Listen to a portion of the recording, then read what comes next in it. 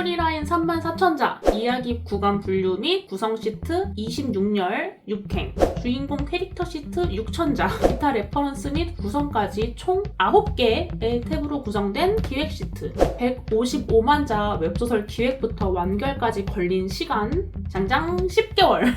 진짜 힘들었어요. 최근에 제가 출간한 작품 중 하나인 무정경의 적색, 하나도 로맨스 판타지 같지 않은 작품을 기획하고 써서 출간하기까지 20개월 동안 제가 굉장히 집약적으로 겪은 경험들이 정말 많아요. 그러면서 되게 많이 힘들었기 때문에 글을 쓰는 일은 굉장히 행복한데 이 작업하는 과정이 굉장히 좀 고난이 많았거든요. 그래서 예비 작가님들, 그리고 이제 현업에서 작품 쓰시는 작가님들 중에서 초장편, 100만 자가 넘어가는 작품을 준비하는 분들이 계시다면 힘들지 마시라고, 초장편 어떻게 쓰는지 조금이라도 제 경험담 소개해드리고 싶어서 영상을 준비해 보았습니다. 플러스 집에서 10개월 스스로 통조림하는 팁도 같이 전해드리도록 할게요. 출간작에서 문구를 따와봤어요. 무정경의 적색, 방금 말씀드린 작품에 이런 문구가 실제로 포함되어 있는데요. 빛을 잃은 검은 바다에서 방향을 알려주는 등대라는 문구가 있어요. 근데 이게 너무 잘 어울리는 것 같아서 영상으로 한번 가져와 보았습니다. 우리가 바다에서 파도를 만나거나 밤을 맞았을 때 우리가 어디로 가야 하는지 누가 알려줄 수 있을까요? 물론 요즘엔 세상이 좋아져서 이제 핸드폰으로 얼마든지 나침반도 볼 수 있고 하지만 그런 기술이 없다면 우리가 나아갈 길을 좀 찾기가 힘들겠죠. 그런데 우리를 이제 인도하는 빛이 바로 등대에서 나오는 빛이 아니겠습니까? 그런 것과 마찬가지로 중단편만 하더라도 기획이 되게 중요하다는 생각인데, 글이 길어질수록, 타임라인이 긴 소설을 쓰게 될수록 더더욱 필요하고 꼭 갖춰져야 하는 것이 기획이라는 영역이라고 생각해요. 저는 19개의 작품을 지금까지 출간했는데요. 2020년부터 2024년 5년 동안 이 GL 19작품을 출간하는 동안 한 번도 전체 스토리라인을 잡지 않고 글을 쓴 적이 없었어요. 매 글을 쓸 때에 항상 스토리라인을 첫 시작부터 완결까지, 완성형이 아니더라도 어느 정도의 가닥이 확실히 있는 상태에서 작품을 진입했었거든요. 왜냐하면 내가 글이 가야 할 방향을 모르는데 글을 쓸 수는 없잖아요. 지금 20번째 GL 작품을 쓰고 있어요. 이 작품을 쓰면서도 이미 줄거리가 제 머리에 다 있어요. 있는데도, 그런데도 이야기 연결을 더 매끄럽게 하기 위해서, 메시지 전달을 분명하게 하기 위해서 장치를 배치하고 스토리라인을 완전히 잡고 작품에 들어간 상황입니다. 이런 식으로 작품을 꼭 시작해요. 근데 소설에 오로지 이야기만 있지는 않잖아요. 이 이야기를 이끌어가는 누군가, 이제 보통 인물이라고 말하는 어떤 존재가 있죠. 중심적으로 글을 이끄는 주인공과 여러 인물들이 있잖아요. 따라서 기본적인 이야기를 구성하는 스토리라인 시트 이외에 캐릭터 시트도 나와야 글을 쓸 수가 있어요. 이 캐릭터에 대한 구상이 나에게 분명하게 있지 않은데 글을 쓸 수는 없잖아요. 그러니까 이 인물에 대한 구성 또한 완전히 마무리된 상태에서 글에 진입해야 훨씬 더 내가 글을 매끄럽게 쓸 수 있다는 말씀을 꼭 드리고 싶어요. 더불어서 쓰다 보면 어느 구간은 이야기 속 시간이 뚝 건너뛰게 되는 경우가 있을 수 있겠죠. 이 시간을 전부 설명하지 않고 추격해서 넘어갈 수도 있을 거예요. 어떤 구간에서는. 그런데 어떤 구간에서는 매 시간, 매 분, 매 초 벌어지는 모든 상황을 기술해야 독자님들께 의미가 명확히 전달되는 장면이 있을 수도 있겠죠. 그래서 어떤 특정한 부분을 확장해서 시간 순서를 좀 오밀조밀하게 배치하는 시트도 이번에는 따로 구성해서 글을 쓸 때 활용했었어요. 그리고 이에 더불어서 보조하는 역할 또는 정보 정리가 필요한 영역이 있을 수 있겠죠. 글을 쓰다 보면 자연스럽게 이 기획이라는 하나의 시트가 되게 세세하게 채워지게 돼요. 처음에는 인물과 이야기 정도만 잡고 쓸 수 있겠지만 글을 쓰다 보면 이게 필요하겠네 해서 또 따로 저장해 놓는 시트가 별도로 생기게 되고, 이런 내용이 필요하지 하면서 좀 더 확장하는, 이야기를 확장해서 노트에 놓는 시트가 추가되기도 하는 거죠. 저는 이런 식으로도 써요. 방은 어떻게 생겼는지 그 구조를 그려놓기도 해요. 물론 이미지가 제 안에 이미 있긴 하지만 조금 더 명확해져야 될 때가 있잖아요. 아니면 아주 세세한 부분들을 놓치지 않게 노트를 해놔야 되는 부분이 있을 수 있고, 그래서 이런 방에 대한 구조를 그려서 글을 쓰면서 이따금 참고하기도 합니다. 어떤 앱을 써? 프로그램은 어떤 걸 써? 라고 물어보실 수도 있을 것 같은데, 저는 언제 어디서든 접속할 수 있는 접근 가능성이 굉장히 중요한 사람이거든요. 그래서 PC로도 파일을 저장해 놓긴 하지만 사실 소설과 관련된 파일 전체는 구글 드라이브에 업로드하고 있어요. 컴퓨터에서도 그렇지만 모바일에서도 되게 편집 이런 게 좀 되게 쉽거든요. 그래서 구글 드라이브를 활용해서 하고 있고, 기획을 위해서 사용하는 앱은 구글 스프레드시트입니다. 탭을 통해서 하나의 문서 내에 여러 다른 종류의 내용을 담을 수 있다는 점과 앞서 말한 방 구조 같은 걸 그릴 때에도 은근히 셀과 셀을 연결해서 하나의 영역을 만드는 게 엑셀이 되게 쉬워요. 스프레드시트라는 이 구조 자체가. 그리고 세로로 인물 정보를 쭉 정리하거나 가로로 스토리라인을 쭉 정리를 하는 편인데, 이때에도 엑셀이 가진 이 구조가 정말 너무 활용하기 편리하더라고요. 오로지 계산 업무로만 엑셀 스프레드시트를 쓰셨다면 새롭게 활용해보시는 것도 좋을 것 같습니다. 물론 요즘에는 그 작가님들의 작업을 보조할 수 있도록 다양한 채널에서 다양한 프로그램을 배포 또는 판매하는 곳이 좀 많아진 걸로 알고 있어요. 그래서 그런 것들을 활용하시는 것도 좋을 것 같긴 한데, 저는 제가 기존에 썼던 기획 시트를 이제 다음의 작품에서 디벨롭하거나 틀을 가져와서 좀 사용을 하는 편이고, 오랫동안 좀 작품 활동을 하면서 계속 구글 스프레드시트를 써왔었기 때문에 이게 편리해서 사용을 하는 거고, 뭐 꼭 이 프로그램이 좋다 이렇게 말씀을 드리는 건 아니에요. 이렇게 기획이 나왔다면 이에 맞춰서 글을 쓰시면 됩니다. 근데 나 기획 한 번 했으니까 이제 이거 수정하면 안 되나? 약간 이렇게 생각하시면 안 돼요. 당연히 필요하면 수정하거나 생각해봤는데 다른 아이디어가 더 좋은 것 같아, 나중에 생각날 수 있잖아요. 그런 식으로 수정을 하거나, 앞서 말씀드린 것처럼 어떤 구간에서의 타임테이블이 굉장히 확정되는 경우가 있을 수 있어요. 그런 때를 위해서 별도 탭을 추가하는 등의 방식으로 기획을 확장하고 활용하실 수 있겠죠. 작가님께서 이제 글을 쓰실 때 항상 옆에 두고 보게 되는 가이드라인인 거잖아요. 많은 작가님들이 신작 들어갈 때 또는 아니면 이제 작품 새로 시작하실 때 느끼는 감정일 것 같은데, 하얀색 화면에 커서 하나만 깜빡깜빡거리고 있을 때 약간 막막하잖아요. 이거 어떻게 시작해야 되나. 그런데 기획도 마찬가지거든요. 텅 빈 스프레드시트에 내가 무슨 내용을 어떻게 채워넣어야 하는 것인가, 약간 이런 생각이 들기도 하는데, 그런데 한 칸씩 채우다 보면 이 주인공 한 명의 인물을 완성해가는 과정에서, 그러면 이 주인공과 또 다른 주인공은 어떤 식으로 구성이 되어야 하는지, 주변부 인물들은 어떻게 나와야 하는지 내가 스스로 가닥을 잡을 수 있게 돼요. 그러면서 작품의 세계관이 내 머릿속에서 좀 더 공고해지는 거죠.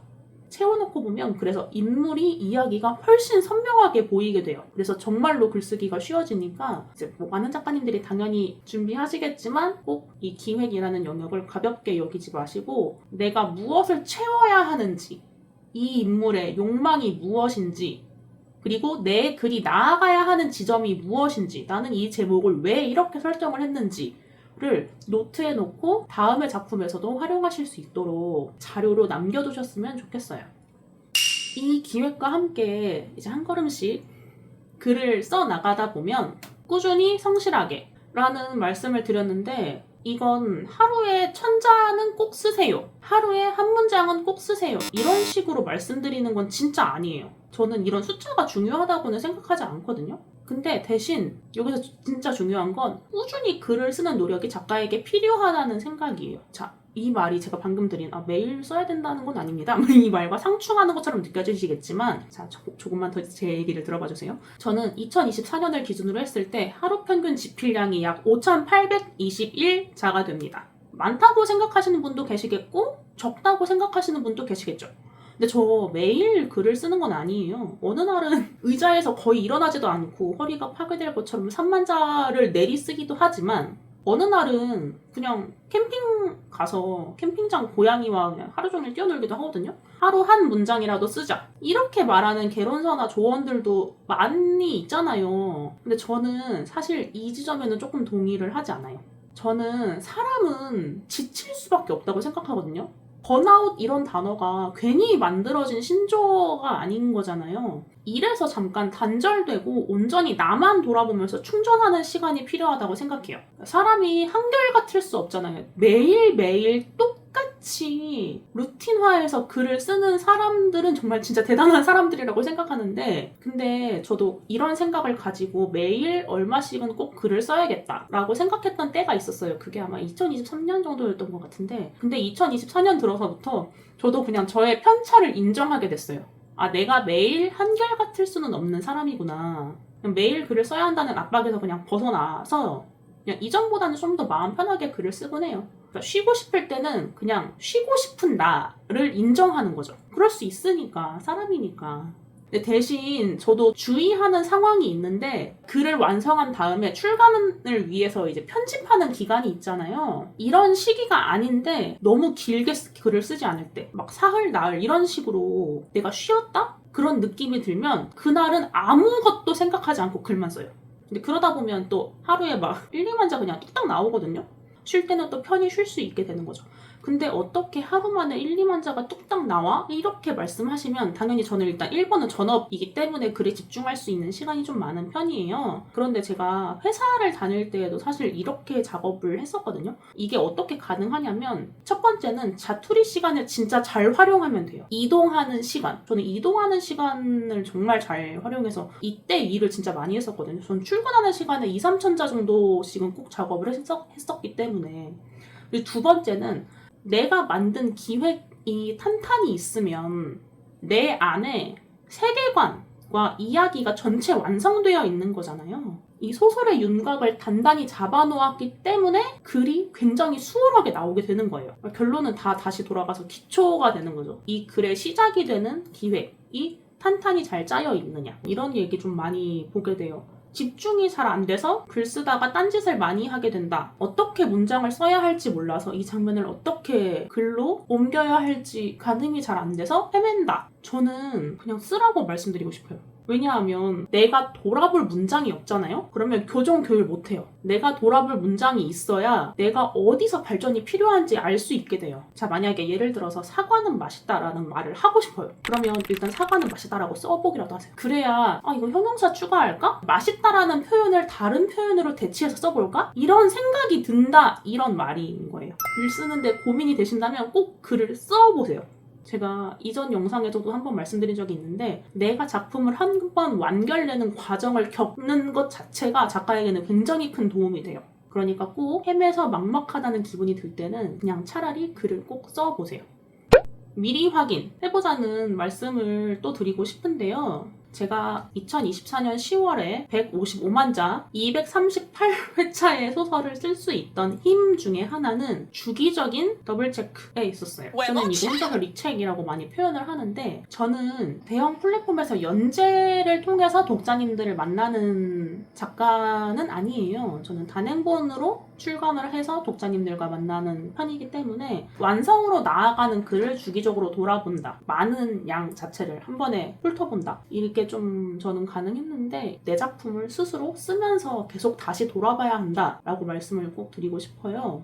글이 10만 자 이 정도 쌓이면 무조건 처음부터 다시 읽었어요. 처음부터 다시 읽었어요. 10만 자가 쌓이면 처음부터 10만 자 분량까지 읽고, 20만 자가 쌓이면 처음부터 20만 자까지 읽는 거예요. 그렇게 해서 일시적으로 이 글을 외우는 시간을 가졌어요. 내가 주기적으로 누적해서 처음부터 다시 전체를 돌아보는 시간을 가졌을 때, 그럼 이런 교차하는 장면에서 대사 오류 없는지, 순서 잘 맞는지 이런 것들도 확인하고, 이 시간 과정 중에서 꼬인 부분은 없는지, 내가 생각한 장치, 내가 생각한 구성이 알맞게 글 속에 잘 녹아 있는지를 확인하면서 글을 쓸 수 있게 돼요. 그런데 이 시간은 정말로 자투리 시간을 활용하려고 많이 노력했어요. 일을 주로 하는 때에는 어떤 식으로 하루를 운영하냐면, 아침에 일어나서 글을 쓰고 자기 전이나 식사할 때에는 이제 리책할 글을 보면서 쉬었거든요.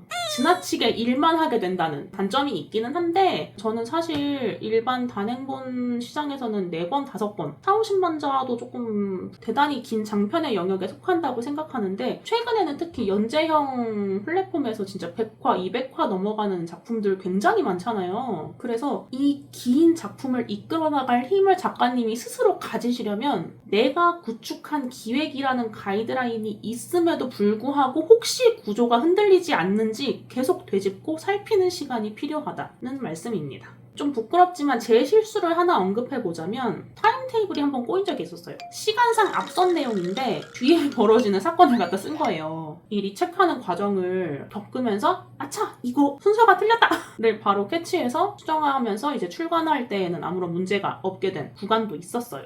사람은 당연히 실수할 수 있고 그 과정을 통해서 배워나가는 거잖아요. 이 출간한 단행본이 가닿을 때에는 문제가 생기지 않도록 내 작품을 반복해서 돌아보는 시간을 가지면서 내 오류를 스스로 바로잡는 계기를 만드시면 좋겠습니다. 이 과정이 내가 지금 출간할 단행본을 더 매끄러운 문장으로 독자님들께 전할 수 있다라는 장점 이외에도 이 과정을 통해서 다음의 작품을 출간할 때 훨씬 더 수월하게 글을 쓰실 수 있게 돼요. 당장 저만 하더라도 예시를 들어보자면 저는 무전왕의 적색이라는 작품을 155만 자 14권이라는 진짜 엄청난 볼륨으로 출간할 때 사실 마지막 수정할 때에는 좀 울었어요. 너무 힘들어서. 그렇게까지 저 자신에게 후회 없는 작품을 반드시 만들겠다는 집념 하나로 계속 수정하고 마지막까지 확인한 덕분에 다음 작품인 2024년 12월 30일에 출간한 비 오는 밤 너의 곁에서 라는 작품을 거짓말 안 하고 한 달 만에 46만 자의 글을 쓰고 3주 만에 최종 수정을 다 맞춰서 출간할 수 있었어요. 12월에. 10월 30일에 출간을 했는데 14권짜리 단행본을 그 2달 후에 4권짜리 단행본을 추가 출간할 수 있게 된 거죠. 왜냐하면 그 10개월 동안 작품을 계속 돌아보고 아 이런 실수를 많이 했네? 이런 표현은 매끄럽지 못하네? 이런 것들을 교정하고 교율하고 이 글 자체를 이끄는 힘을 내가 내 안에 스스로 내재하게 되는 거예요. 그래서 다음 작품이 정말 빠르게 나왔어요. 그리고 이 작품을 마치고 나서 제가 이제 20번째 준비하고 있는 차기작에서는 훨씬 더 빠르게 더 수월하게 작품을 쓸 수 있게 된 거죠. 좀 지루하게 느껴질 수 있어요. 하지만 내가 글을 돌아보는 과정을 통해서 글의 이야기 완성도를 높이고 문장을 바라보는 내 눈을 높일 수 있기 때문에 권하고 싶어요. 자, 다음 드리고 싶은 팁은 천천히 쓰는 게 가장 빨리 쓰는 길이다 라는 말씀인데요. 빨리 출간해야 빨리 돈을 벌잖아. 아니면 빨리 내 글로 독자님들에게 인정받고 싶어. 그래서 얼른 글 써서 출간하고 싶은 작가님들이 많으실 거예요. 근데 제가 2020년부터 2024년까지 5년 동안 1천만 자나 글을 썼더라고요. 이렇게 많은 글을 쓰면서 그리고 10개월 만에 155만 자의 글을 써서 출간하고 느낀 게 뭐냐면 천천히 쓰는 게 가장 빨리 쓰는 길이에요. 제가 앞서서 글을 밀도 있게 기획하고 매일 작업하지 않아도 되지만 꾸준히 글을 쓰면서 2번, 3번, 4번 작가님께서 충분히 만족하실 만큼 다시 확인하셔야 된다라는 말씀을 드렸는데요. 리체크하는 과정이 생각보다 되게 오래 걸려요. 내 생각보다 훨씬 다른 지점에서 수정할 게 생각보다 되게 많이 생기거든요. 동일한 단어가 반복되고 있지는 않은지, 쉼표가 지나치게 많지는 않은지, 이 쉼표가 과연 적절한 자리에 쓰였는지. 글이 길어지면 길어질수록 교정 교육을 위해서 쏟아야 하는 시간이 저는 배가 된다고 생각해요. 그래서 차라리 처음 쓸 때 문장을 더 정확히 쓴다면, 내가 스스로 정한 원칙에 맞게 글을 쓴다면 이 교정 교육하는 시간을 진짜 굉장히 앞당길 수 있고 훨씬 더 수월하게 출간하실 수 있어요. 장장 10개월에 걸쳐서 무전왕의 적색 155만 자의 글을 썼다는 말씀을 드렸는데 여유 하나 없이 출간하면서 그때 집약적으로 이제 문장 보는 눈과 문장을 쓰는 실력이 굉장히 좀 한 수준 좀 달라졌다는 생각이 들더라고요. 그래서 그 차기작을 굉장한 속도로 써서 수정하고 출간할 수 있게 된 거죠. 차기작을 작업 중이에요. 한글에서 저한테 맞춤법 틀렸다고 코멘트를 안 해요. 전 진짜 이런 적이 진짜 거의 없었거든요. 제가 정말 스스로 놀랄 정도로 지금 이제 20번째 차기작을 준비하는 지금 저한테 거의 코멘트를 하지 않아요. 내가 작품을 쓰고 돌아보는 이 과정이 독자님들께 전해지는 글의 완성도를 높이기도 하지만 동시에 글을 쓰는 나 자신의 실력 또한 한 단계 상승시킬 수 있다. 작가에게는 중요한 영역이잖아요. 그래서 글을 쓰시는 작가님들께서는 꼭 글을 쓰는 일만큼이나 글을 돌아보는 일도 좀 중요하게 여기셨으면 좋겠어요. 이번에 제가 진짜 10개월 동안 글 쓰는 일 자체는 너무 행복했는데 작업 과정을 돌아보면 진짜 너무 힘들었어서 다른 작가님들은 정말 안 힘들게 쓰셨으면 좋겠다 이 마음 하나로 장편 작품을 집필하는 법에 대한 영상을 촬영하고 있는데요. 자, 마지막으로 10개월 동안 155만 자를 다 써서 출간했다는 말이 의미하는 자체 통솔이 과연 필요한지, 어떻게 하면 좋을지 저 나름의 팁을 말씀드려 보도록 할게요.